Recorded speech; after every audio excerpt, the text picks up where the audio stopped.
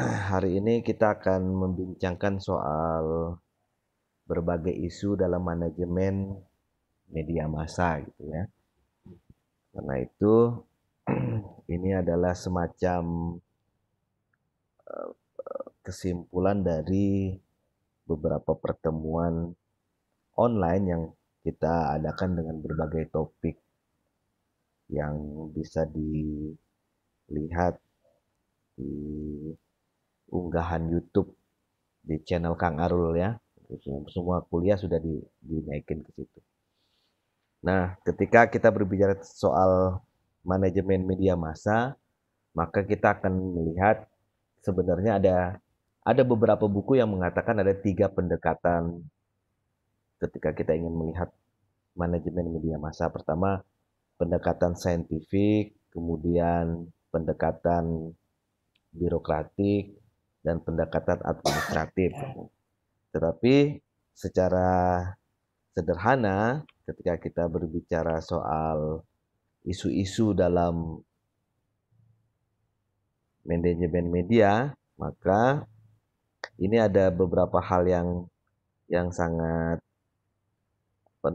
cukup bisa membuat berbagai topik kalau seandainya nanti Bapak Ibu yang ada di sini ingin melakukan penelitian terkait dengan manajemen dan ekonomi terhadap institusi media ataupun media massa gitu. Setidaknya mencatat ada sekitar 18 18 isu. Salah satunya kita akan bahas satu demi satu secara sederhana. Pertama terkait dengan manajemen relasi sumber daya manusia. Nah, ini adalah isu tentang bagaimana penelitian ataupun topik-topik tentang manajemen relasi sumber daya manusia yang memang secara sederhana, secara birokratik dan pandangan administratif itu memang lebih dekat kepada teori-teori tentang manajemen yang bisa kita temui dalam perkuliahan ataupun major di bidang manajemen ekonomi gitu kan. Nah, ini membahas bagaimana relasi yang terjadi di antara sumber daya manusia yang ada di institusi media massa. Yang kedua, mau tidak mau kita juga akan berbicara isu-isu tentang finansial.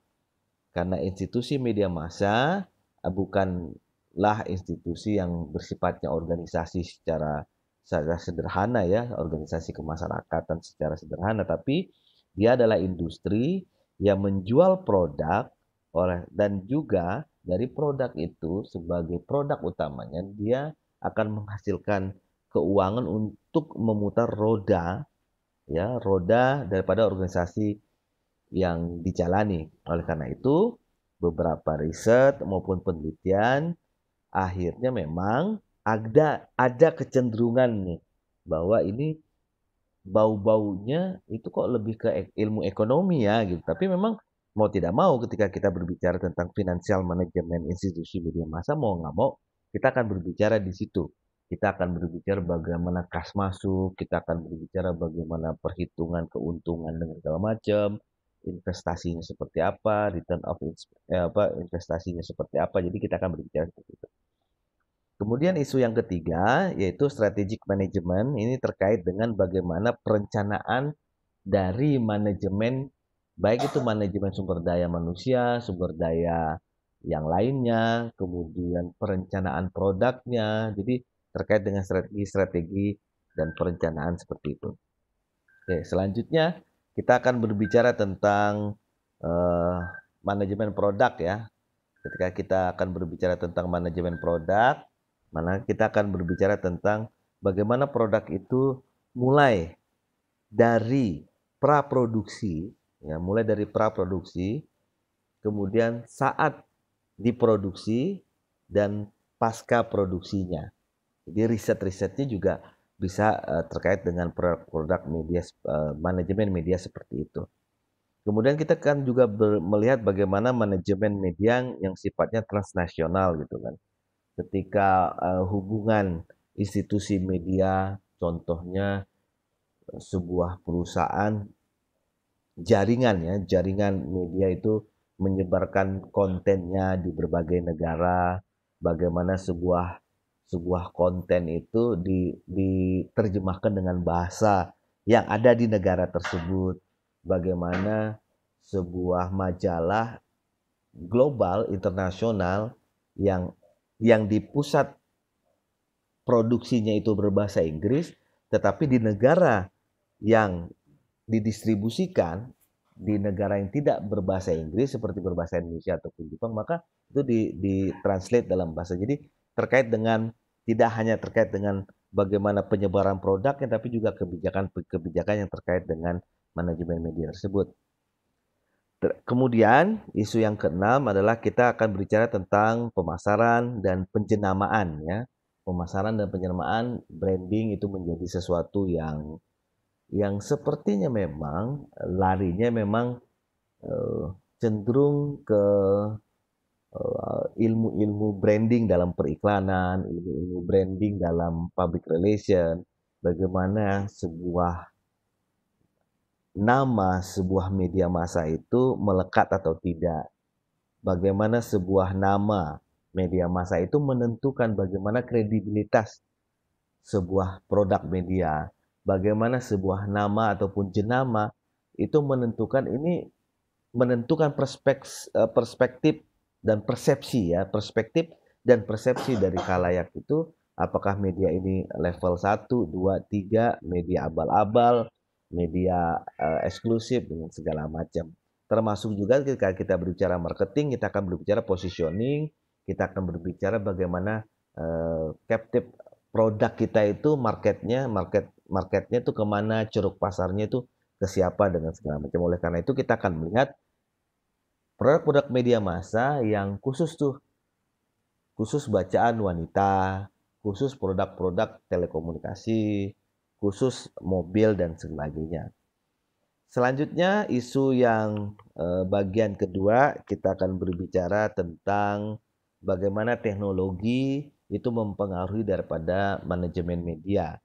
Oleh karena itu perlu dipahami dulu bahwa manajemen media itu tidak hanya terkait dengan tadi birokrasi dan administrasi, tapi secara saintifik juga terkait dengan bagaimana fungsi teknologi mempengaruhi produksi dari media, fungsi-fungsi teknologi yang juga mempengaruhi hubungan antar manusia yang ada di dalam institusi manajemen tersebut. Kemudian kita akan berbicara tentang bagaimana manajemen media dan kaitannya dengan ketertarikan daripada khalayak selaku pelanggan, konsumen maupun warga citizen ya, warga yang juga secara efeknya mungkin tidak sekadar langsung gitu loh, langsung membeli koran, membeli majalah, membeli media massa, tapi dia memiliki efek yang secara langsung maupun tidak terpengaruh oleh adanya media tersebut gitu kan. Karena ini juga akan terkait dengan pendekatan-pendekatan kebudayaan ya, pendekatan culture studies dalam sebuah media. Kemudian juga ada isu tentang manajemen industri media yang secara spesifik. Bagaimana sebagai contoh media-media yang khusus dikembangkan oleh organisasi keislaman untuk umat Islam yang tidak dijual secara bebas. Bagaimana media-media internal untuk kalangan Kristiani, Nasrani dengan segala macam. Bagaimana media-media internal yang memang khusus untuk sebuah kawasan tertentu, untuk kalangan dan batas usia tertentu. Nah, kemudian isu yang ke-10 kita akan berbicara tentang struktur pemasaran. Bahwa sebuah produk dari institusi media massa selalu membutuhkan struktur pemasaran di situ, selalu membutuhkan jalur distribusi, kemudian jalur sirkulasi sehingga produk itu bisa diterima oleh khalayak dan bisa dikonsumsi baik oleh para pelanggan. Kemudian kita juga akan berbicara tentang level dari kompetisi media tersebut, bagaimana kompetisi yang terjadi di antara media, persaingan-persaingannya, kebijakan-kebijakannya, promosi-promosi yang dilakukan oleh berbagai media. Kita juga akan berbicara tentang beberapa isu tentang konsolidasi media secara internal gitu kan, saluran-saluran yang terlibat di dalamnya. Ini lebih cenderung pada paradigma birokrasi dan administratif.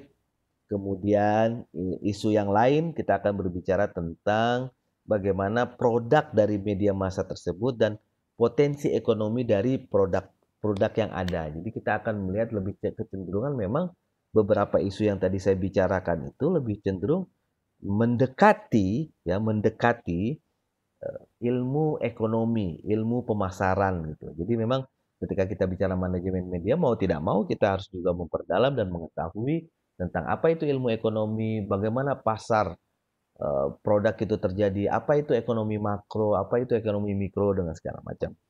Kemudian kita juga akan berbicara isu-isu tentang distribusi ekonomi, kemudian jaringan yang terjadi di media tersebut, kemudian konvergensi yang terjadi di media, karena penyatuan dari berbagai media yang berlainan produknya, yang satu online, yang satu televisi, yang satu radio, yang satu cetak, kemudian digabungkan, bagaimana konten itu berputar, didistribusikan dengan segala macam. Kemudian juga ada isu tentang globalisasi media, tentang bagaimana media itu masuk dalam persaingan pasar bebas, bagaimana media itu dipengaruhi oleh globalisasi yang terjadi di tengah masyarakat secara budaya, bagaimana juga globalisasi yang terjadi di sebuah negara itu juga mempengaruhi bagaimana etika, bagaimana perundang-undangan, bagaimana sistem pers, bagaimana ideologi yang ada di mass media. Kemudian beberapa perbincangan terakhir seperti dalam bukunya Vincent Mosco, Adorno, kita akan berbicara soal ekonomi politik media. Bagaimana sebuah media, iklan yang ada di media, berita yang ada di media itu bisa dimanfaatkan untuk kepentingan-kepentingan ekonomi dari media yang bersangkutan, kepentingan-kepentingan ekonomi dari pemilik media, kepentingan-kepentingan ekonomi dari negara yang menaungi media tersebut. Jadi ini dikatakan sebagai berbagai isu ya, berbagai isu yang bisa menjadi topik dalam penelitian manajemen